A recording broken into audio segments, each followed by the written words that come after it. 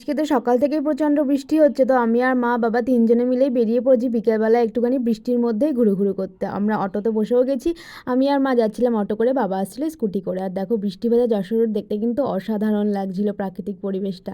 আমরা গেছিলাম মাসুনির বাড়িতে, মাসুনির বাড়িতে চলেও এসেছি। আর মাসুনির বাড়ির সব থেকে ছোটো সদস্য গপু ভাইকেও তোমাদেরকে কিন্তু দেখিয়ে দিলাম। মাসুনি যেহেতু একটু ব্যস্ত ছিল সেই জন্য সন্ধ্যাবেলা চাটা বললাম আমিই বানাচ্ছি, তো সেই জন্য আমি গিয়ে কিন্তু চেঞ্জ করে চা করতে বসে গেছি। গরম গরম চা বিস্কুট আর তার সাথে ছিল চানাচুর আর মুড়ি।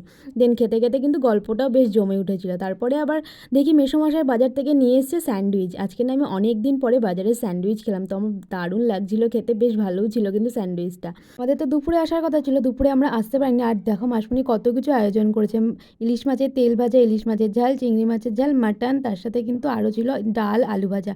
তো দেখো একদম কিন্তু বাবু হয়ে বসে মাটিতে কিন্তু খেতে বসে গেছি জমিয়ে। তবুও সব কিছু খেতে পারিনি, রাত্রিবেলা এত কিছু কি খাওয়া যেতে। চলো আজকের মতো ভিডিওটাই অবধি, টাটা।